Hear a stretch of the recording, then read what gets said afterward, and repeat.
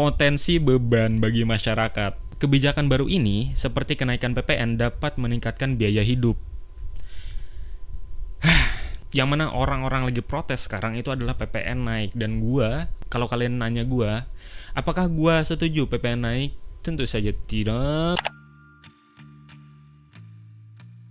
Halo, ketemu sama gue Rahman di Rahman Random Channel. Dan sesuai dengan judul, gue akan bahas masalah pajak 12%, atau lebih tepatnya PPN 12%. Let's go.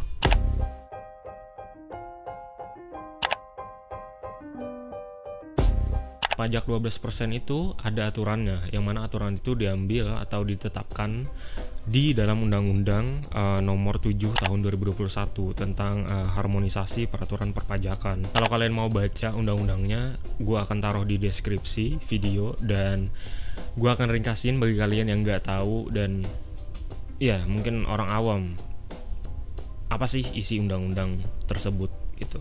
Jadi Undang-Undang Nomor 7 Tahun 2021 bertujuan untuk menyelaraskan regulasi perpajakan dalam rangka nomor 1 ya, mendukung pemulihan ekonomi, memperbaiki defisit anggaran, dan meningkatkan rasio pajak untuk mendukung pertumbuhan ekonomi yang berkelanjutan. Kedua, reformasi sistem perpajakan melalui penyesuaian kebijakan perpajakan seperti pajak penghasilan atau PPh, pajak pertambahan nilai atau PPN yang 12% itu, cukai, serta pengenalan pajak karbon.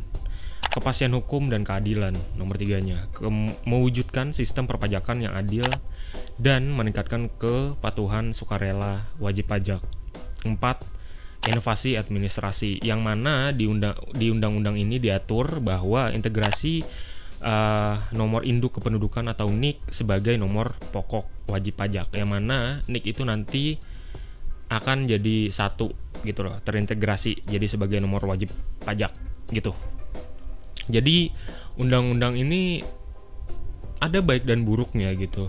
Nah, sini yang baiknya pertama itu adalah efisiensi, yang mana penggunaan NIK sebagai NPWP menyederhanakan administrasi perpajakan. Jadi ya NIK itu jadi nomor wajib pajak gitu, sekalian aja NIK jadi nomor wajib pajak gitu integrasinya. Dan juga dukungan ekonomi hijau, yang mana pengenalan pajak karbon mendorong transisi energi ramah lingkungan. Semoga, tapi kan nggak tahu kapan diberlakukannya kan ya, seperti itu. Yang penting ada aturannya dulu. Dan selanjutnya kepastian hukum, reformasi administrasi memperkuat akuntabilitas dan transparansi. Harusnya, kenapa gue bilang harusnya ya? Harusnya seperti itu. Selanjutnya peluang pendapatan negara, basis pajak yang diperluas mendukung pendanaan pembangunan nasional. Poin-poin yang baiknya dari peraturan undang-undang ini yaitu 4 poin yang bisa gue dapat. Kelemahannya, ya pasti ada kelemahannya dong. Selanjutnya kelemahannya. Pertama, potensi beban bagi masyarakat, apalagi kelas menengah. Kebijakan baru ini, seperti kenaikan PPN, dapat meningkatkan biaya hidup. Yang mana orang-orang lagi protes sekarang itu adalah PPN naik. Dan kalau kalian nanya apakah setuju PPN naik? Tentu saja tidak. Gue sangat nggak setuju PPN ini naik 12%. Walaupun kemarin itu UMP atau upah minimum provinsi kalau nggak salah itu sudah dinaikkan berapa persen gitu. Kayaknya itu gue lihat demi bisa mengimbangi PPN 12% ini. Tapi menurut gue gak terlalu ngaruh. Yang mana gue lihat di lapangan sekarang, yang biasanya, dan juga ada beberapa bukti di internet, yang mana sebelum ada aturan ini ramai dibahas, itu harga minuman satu botol itu 4.000, dan selang 2 hari selanjutnya setelah aturan ini rame, atau setelah aturan ini mau diberlakukan, mau dekat-dekat tanggal 1 Januari, itu harga satu botol minuman tadi jadi 7.000. Dan akibatnya apa? Akibatnya ya itu tadi, biaya hidup jadi naik. Tapi kan itu cuma 1% dari 11%, Bang. Iya, itu tetap ngaruh banget. Kalau kelas apa ya istilahnya? Gua bilang orang-orang miskin kan dapat bantuan dari pemerintah. Yang kasihan banget itu adalah kelas menengah. Kalau untuk kelas atas ya mereka bodo amat, kan mereka kaya mungkin yang paling berdampak itu di kelas menengah menurut gue. Dan juga berapa juta orang itu turun kastanya jadi menengah. Ada beritanya dulu, gue lupa juga. Nah, itu kan kelemahan yang pertama. Kelemahan selanjutnya, kompleksitas implementasi, yang mana perlu waktu dan sumber daya untuk mengintegrasikan NIC dengan NPWP. Itu memerlukan sumber daya loh. Itu dan juga perlu waktu, nggak bisa langsung satset. Kelemahannya seperti itu. Dan juga mungkin nanti ada anggaran-anggaran yang menurut gue. Selanjutnya, resistensi wajib pajak. Beberapa kebijakan dapat memicu penolakan, terutama sektor yang terkena pajak karbon. Seperti itu. Jadi ya itulah, gue bingung juga. Jadi itulah gue sampaikan poin-poin yang bisa gue catat ya di sini. Poin-poin yang menurut gue cukup menonjol di sana, di aturan tersebut. Jadi ya itu yang paling headline, yang paling jadi kunci utama dari aturan itu adalah penetapannya yang PPN 12% itu pada tanggal 1 Januari. Artinya, ini kan gue tanggal 31 Desember, gue syuting video ini, besoknya tanggal 1 Januari tahun 2025, pajak baru akan segera disahkan. PPN 12% di tahun baru, pajak baru, aturan baru.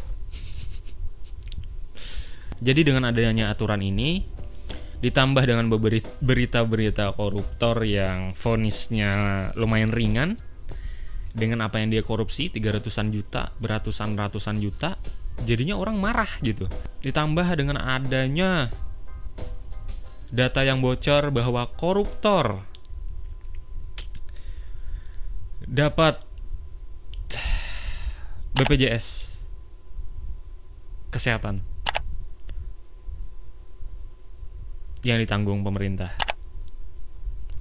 Selain dari aturan PPN 12% ini, tahun baru nanti, bukan tahun baru sih lebih tepatnya, tahun 2025 nanti, selain dari aturan PPN 12% ini, ada aturan-aturan lagi yang akan diberlakukan.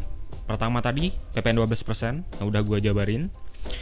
Kedua, pengalihan subsidi BBM.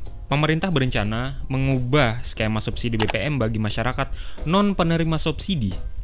Nantinya subsidi dialihkan menjadi bantuan langsung tunai atau BLT. Pemerintah menargetkan kebijakan ini berlaku pada 2025. Lanjut, yang ketiga, kenaikan iuran BPJS Kesehatan. Tenggat waktu kenaikan iuran jatuh pada 1 Juli 2025 menyusul defisit keuangan lembaga ini yang mencapai 20 triliun. Adapun kenaikannya diperkirakan ada di rentang 15% sampai 20%. Lanjut, nomor 4, asuransi wajib kendaraan bermotor. Program ini bernama Third Party Liability (TPL). Rencananya akan diberlakukan mulai Januari 2025. Besaran preminya 50.000 sampai 300.000 per tahun. Lanjut, option pajak kendaraan bermotor. Pungutan tambahan pajak kendaraan bermotor ini berlaku 5 Januari 2025. Baik PKB, pajak kendaraan bermotor, dan BBNKB, bea balik nama kendaraan bermotor, dikenakan sebesar 66% dari pajak terutang.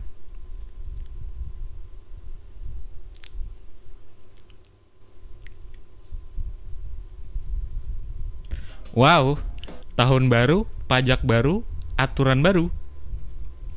Yang gue lihat sekarang beberapa mahasiswa dan elemen masyarakat sekarang lagi melakukan demonstrasi di daerah masing-masing. Gue sangat menyarankan kepada pemerintah ya untuk mengkaji ulang dan juga cobalah berpikir masyarakat itu, masyarakat lagi berontak gitu. Tolonglah dikaji lagi gitu. Apalagi kan ditambah dengan kurs $1 sekarang 16.000. Itu sangat wow sekali. Ya udah itu aja sih menurut gue ya. Gue bingung juga untuk pembahasan yang lebih mungkin mendalam atau gimana. kalian bisa nonton YouTuber lain. Gue saranin kalian nonton Ferry Irwandi. Gue akan taruh linknya di deskripsi video. Gue sangat setuju dengan videonya beliau. Gue sangat setuju. Dan gue menolak PPN 12%. Sekian.